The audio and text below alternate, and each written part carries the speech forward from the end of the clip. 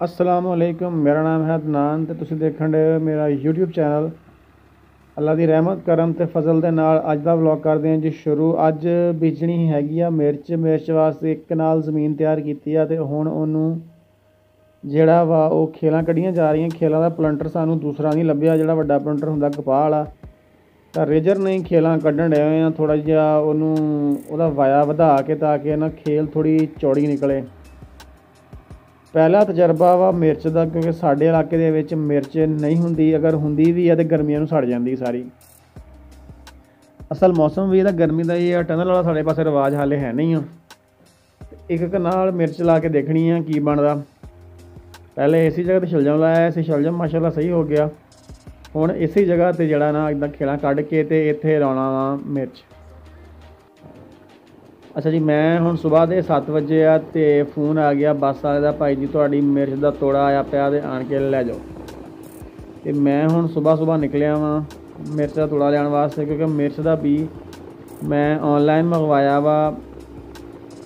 ਪਨੀਰੀ ਤਿਆਰ ਹੋਈ 1.5-2 ਮਹੀਨੇ ਦੀ, ਕਮ ਅਜ਼ ਕਮ ਜਿਹੜੀ ਉਹ ਪਨੀਰੀ ਦਾ ਸਾਈਜ਼ ਹੋਣਾ ਵਾ ਕੋਈ 6 ਇੰਚ, 4-5-6 ਇੰਚ ਦੇ ਕਰੀਬ ਮਿਰਚ ਦਾ ਸਾਈਜ਼ ਹੋਣਾ ਵਾ। ਕਿਉਂਕਿ ਮਿਰਚ ਦੀ ਲੋਕਲ ਬੀ ਲੈ ਕੇ ਪਿਛਲੇ ਸਾਲ ਮੈਂ ਬੀਜਿਆ ਸੀਗਾ। ਉਹ ਭਾਈ ਅਜੇ ਹਾਈ ਹੈ ਸਾਲੇ ਨੂੰ, ਖਰੇ ਮੇਰੇ ਨਾਲ ਬਹੁਤੀ ਗਾਲੀ ਸੀ ਬਈ। ਅਤੇ ਜਿਹੜਾ ਵਾ ਨਾ ਉਹ ਨਹੀਂ ਹੋਇਆ ਸੀ ਸਹੀ, ਮਤਲਬ ਉਹਨੂੰ ਮਿਰਚ ਹੀ ਨਹੀਂ ਲੱਗੀ ਵੀ ਤਾਂ ਕਿਸੇ ਕੰਮ ਦੀ ਨਹੀਂ ਲੱਗੀ, ਉਹ ਸੁੱਕ ਜਾਂਦੀਆਂ ਸੀਗੀਆਂ। ਹੁਣ ਥੋੜ੍ਹੀ ਜਿਹੀ ਇਨਫੋਰਮੇਸ਼ਨ ਲਈ ਆ ਮਿਰਚ ਦੇ ਮੁਤਲਕ, ਅਤੇ ਹੁਣ ਸੁਬਾਹ ਦਾ ਟਾਈਮ ਆ ਅਤੇ ਮੈਂ ਜਾ ਰਿਹਾ ਵਾਂ। ਹਾਲੇ ਬੱਤੀਆਂ ਬਲਦੀਆਂ ਪਈਆਂ ਲੋਕਾਂ ਦੀਆਂ। ਜੀ ਮੈਂ ਪਹੁੰਚ ਚੱਲਾ ਵਾਂ ਬਾਈਪਾਸ ਅਤੇ ਸਟੈਮ N5 'ਤੇ। ਇੱਥੋਂ ਮੈਂ ਹੁਣ ਅੱਗੇ ਕਰਕੇ ਟਰਨ ਲੈਣਾ ਵਾ ਸ਼ਹਿਰ ਵੱਲ ਨੂੰ। ਅਗਲਾ ਮੋਟਰਸਾਈਕਲ ਵੀ ਮੁੜਨਾ ਵਾ, ਇੱਥੋਂ ਲੈਣਾ ਜੀ ਟਰਨ। ਇੱਥੋਂ ਅੱਗੇ 2 ਕਿਲੋਮੀਟਰ ਰਹਿ ਗਿਆ ਸਿਰਫ ਬੱਸ ਅੱਡਾ।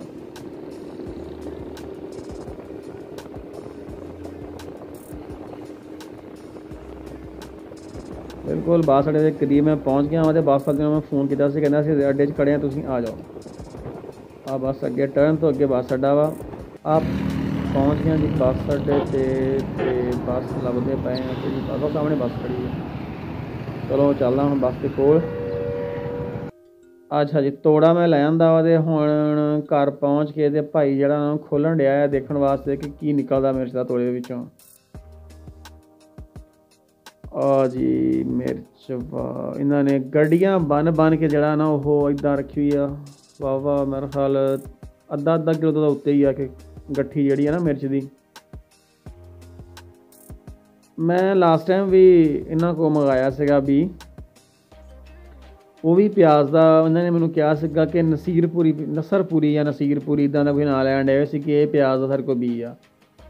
ਅਤੇ ਹੁਣ ਮੈਂ ਉਹਨਾਂ ਨੂੰ ਮਿਰਚ ਦਾ ਪੁੱਛਿਆ ਤਾਂ ਕਹਿੰਦਾ ਸਾਡੇ ਕੋਲ ਜਲਾਲਪੁਰੀ ਆ। ਮੈਂ ਕਿਹਾ ਵੀ ਤੁਹਾਡੇ ਕੋਲ ਸਾਰੀਆਂ ਪੁਰੀਆਂ ਹੀ ਇਕੱਠੀਆਂ ਹੋਈਆਂ, ਪਹਿਲੋਂ ਮਿਰਚ ਜਲਾਲਪੁਰੀ ਆ ਅਤੇ ਜਿਹੜਾ ਦੂਸਰਾ ਵਾ ਪਿਆਜ਼ ਉਹ ਨਸਰਪੁਰੀ ਤਾਂ ਨਸੀਰਪੁਰੀ ਦਾ ਹੀ ਕਹਿੰਦੇ ਆ ਕੁਛ ਉਹਨੂੰ। ਹੁਣ ਪਤਾ ਨਹੀਂ ਨਸਰ ਕਹਿੰਦੇ ਆ, ਬਲੋਚੀ 'ਚ ਨਸਰ ਕਹਿੰਦੇ ਆ ਉਹਨੂੰ। ਅੱਛਾ ਜੀ, ਭਾਈ ਕੱਟ ਟੋਕਰੀਆਂ ਰੱਖਣ ਆਇਆ ਵਾ ਅਤੇ ਆਹ ਹੀ 2 ਟੋਕਰੀਆਂ ਪਿਛਲੀ ਵਾਰੀ। ਇਹਦਾ ਵਜ਼ਨ ਜਿਹੜਾ ਵਾ ਤੋੜੇ ਦਾ ਉਹ ਹੈਗਾ 42 ਕਿਲੋ। ਤੋੜਾ ਅਸੀਂ ਜ਼ਰਾ ਤੋਲਿਆ ਵਾ ਹੁੰਦਾ ਹੀ, ਤਾਂ ਕਿ ਸਾਨੂੰ ਕਿਹਾ ਗਿਆ ਸੀਗਾ ਕਿ ਭਾਈ ਜੀ ਤੋੜਾ ਜਿਹੜਾ ਵਾ ਨਾ ਇਹ 40 ਕਿਲੋ ਤੋਂ ਉੱਤੇ ਹੋਣਾ ਵਾ। ਅਤੇ ਅਸੀਂ ਕਿਹਾ ਭਾਈ ਪੈਸੇ ਭਰਿਆ ਅਤੇ ਪਹਿਲੋਂ ਅਸੀਂ ਲਿਆਣ ਕੇ ਤੋੜਾ ਹੀ ਤੋਲਿਆ। ਇਹ ਵੀ ਮਾਸ਼ਾਅੱਲਾ ਫਰੈਸ਼ ਆ, ਇੰਨਾ ਪੁਰਾਣਾ ਨਹੀਂ ਹੋ। ਕਮ ਅਜ਼ ਕਮ ਮੇਰਾ ਖਿਆਲ ਆ ਕਿ 13-14 ਘੰਟੇ ਹੋਏ ਆ, ਮਗਰ ਉਹ ਪੈਕ ਹੋਇਆ ਸੀਗਾ। ਇਸ ਤੋਂ ਕੁਛ ਫਰੈਸ਼ ਨਜ਼ਰ ਆ ਰਿਹਾ ਵਾ, ਇੰਨਾ ਪੁਰਾਣਾ ਨਹੀਂ ਹੋ। ਇਹਦੇ ਵਿੱਚ ਜਿਹੜਾ ਬੋਲੀ ਤੋਂ ਮੈਂ ਲਿਆ ਸੀਗਾ ਇਹਨੂੰ ਕਹਿੰਦੇ ਆ ਓਪਨ, ਮਤਲਬ ਇਹ ਓਪਨ 'ਚ ਪਨੀਰੀ ਕਾਸ਼ਤ ਹੋਈ ਸੀ, ਟਨਲ 'ਚ ਕਾਸ਼ਤ ਨਹੀਂ ਹੋਈ ਸੀਗੀ।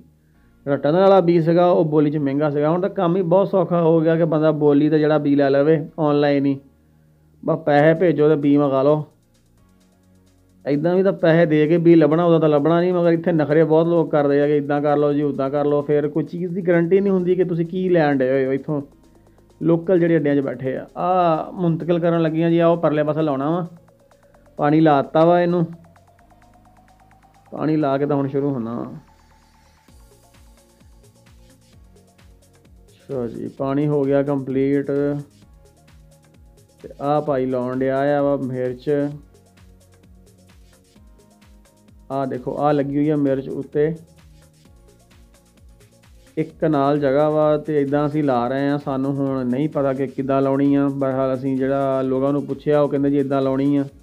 ਇੱਕ ਸਾਈਡ ਤੇ ਅਸੀਂ ਲਾ ਰਹੇ ਆ ਤੇ ਇੱਕ ਸਾਈਡ ਛੱਡ ਰਹੇ ਆ। ਅੱਗੇ ਹੁਣ ਅੱਲਾ ਮਾਲਕ ਆ, ਨੈਕਸਟ ਵਲੌਗ 'ਚ ਇਨਸ਼ਾਅੱਲਾ ਤੁਹਾਨੂੰ ਦਿਖਾਊਂਗਾ ਕਿ ਇਹ ਉੱਗੀ ਆ ਕਿ ਪੈਸੇ ਹੀ ਖਰਾਬ ਹੋਏ ਆ ਸਾਡੇ।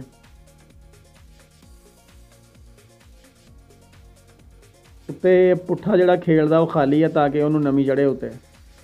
ਅਸੀਂ ਵਾਹਵਾ ਨਜ਼ਦੀਕ ਲਾ ਰਹੇ ਹਾਂ 4-4 5-5 ਇੰਚ ਤੇ, ਕਿਉਂਕਿ ਬੀਜ ਜ਼ਿਆਦਾ ਸੀਗਾ। ਅਸੀਂ ਕਿ ਸੰਘਣੀ ਰੱਖ ਕੇ ਲਾ ਦਈਏ। ਆ ਦੇਖੋ ਸੰਘਣੀ ਲੱਗੀ ਹੋਈ ਆ ਤਾਂ ਕਿ ਅਗਰ ਬੂਟਾ ਸੁੱਕੇ ਵੀ, ਕਿਉਂਕਿ ਮਿਰਚ ਸੁੱਕਦੀ ਬਹੁਤ ਹੁੰਦੀ ਆ। ਇਨਸ਼ਾਅੱਲਾ ਤੁਹਾਨੂੰ ਨੈਕਸਟ ਵਲੌਗ ਦੱਸੂਗੇ। ਉਦੋਂ ਤੱਕ ਅੱਲਾ ਹਾਫਿਜ਼। ਤੇ ਯਾਰ ਅਗਰ ਤੁਸੀਂ ਹਾਲੇ ਤੱਕ ਮੇਰੇ ਚੈਨਲ ਨੂੰ ਸਬਸਕ੍ਰਾਈਬ ਨਹੀਂ ਕੀਤਾ ਤੇ ਇੱਥੇ ਕੋਈ ਪੈਸੇ ਪੂਹੇ ਨਹੀਂ ਲੱਗਦੇ। ਚੈਨਲ ਨੂੰ ਕਾਈਂਡਲੀ ਸਬਸਕ੍ਰਾਈਬ ਕਰ ਦਿਓ ਤੇ ਇੱਕ ਬੈਲ ਆਈਕਨ ਨੂੰ ਭਾਵੇਂ ਨਾ ਦੱਬੋ, ਉਹ ਤੁਹਾਡੀ ਮਰਜ਼ੀ ਹੈ। ਚੈਨਲ ਨੂੰ ਲਾਜ਼ਮੀ ਸਬਸਕ੍ਰਾਈਬ ਕਰ ਲਓ। ਵੀਡੀਓ ਪਸੰਦ ਆਵੇ ਲਾਈਕ ਸ਼ੇਅਰ ਤੇ ਕਮੈਂਟ ਕਰੋ। ਅੱਲਾ ਹਾਫਿਜ਼।